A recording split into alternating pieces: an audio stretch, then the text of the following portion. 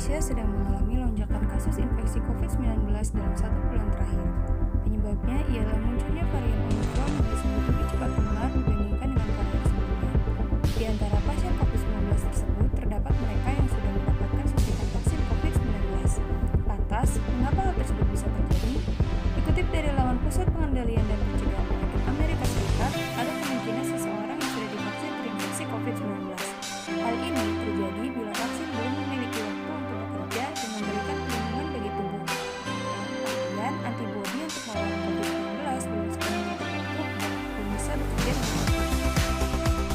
Spesialis penyakit menular Dr. Lucet Cardona menjelaskan vaksinasi memang menjadi salah satu senjata terbaik untuk memerangi COVID-19. Tapi, ia menegaskan vaksinasi tidak akan membuat siapa saja 100% kebal terhadap penyakit, sekalipun dalam kasus COVID-19 yang sudah mendapatkan dosis lengkap. Tapi kok bisa? Kan udah vaksin lengkap. Kok masih bisa positif COVID? Ada 3 faktor penyebab seseorang bisa tertular COVID-19. Faktor pertama, orang-orang biasanya berkumpul dan merayakan liburan dengan kerabat, dan biasanya mereka mengobrol dan bercengkrama tanpa memperhatikan protokol kesehatan yang berlaku. Kebanyakan berpikir jika sudah mendapatkan vaksinasi lengkap, ia bisa terlindungi sepenuhnya dari COVID-19.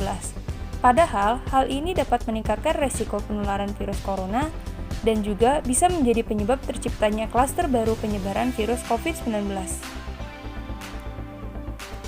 Faktor kedua, para ahli dari berbagai negara di dunia kini mengetahui bahwa kekebalan terhadap COVID setelah vaksinasi tidak bertahan selamanya, karena banyaknya mutasi varian baru dari virus corona yang bermunculan. Faktor ketiga berkaitan dengan munculnya varian Omicron yang lebih menular, serta dengan tingkat kekebalan yang diperoleh dari vaksinasi atau diiringi dengan infeksi COVID sebelumnya yang tampaknya mulai berkurang efektivitasnya. Salah satu analisis yang dilakukan di Cambridge University menunjukkan bahwa seseorang individu yang terinfeksi Omicron, risiko rawat inap mencapai 81% lebih rendah jika mereka telah menerima vaksin dosis lengkap.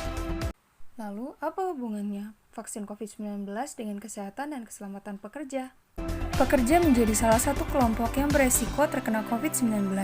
Oleh karena itu, perlu adanya penanganan khusus terhadap pekerja lewat peran K3 mengingat cukup banyaknya kasus COVID-19 yang terjadi di kalangan lingkungan pekerjaan. Dalam K3 kita mengenal istilah hazard dan risk. Hazard yang berarti sumber atau situasi yang berpotensi untuk menyebabkan cedera dan sakit, sementara risk yang berarti kombinasi dari kemungkinan terjadinya peristiwa yang berhubungan dengan cedera parah atau sakit akibat kerja atau terpapar seseorang atau alat pada suatu bahaya. Virus COVID-19 termasuk ke dalam kategori biological hazard atau potensi bahaya yang berasal dari makhluk hidup, hingga penularan virus COVID-19 di tempat kerja bisa membahayakan kesehatan pekerja, atau bahaya yang lebih besar adalah penularan terhadap lokasi pekerja akibat klaster baru di lingkungan pekerjaannya. Salah satu peran K3 di tempat kerja yang dapat diimplementasikan adalah analisis layer of protection berdasarkan pada Swiss Cheese Model dengan melakukan primary prevention, secondary prevention, dan juga tertiary prevention. Oke, Kak!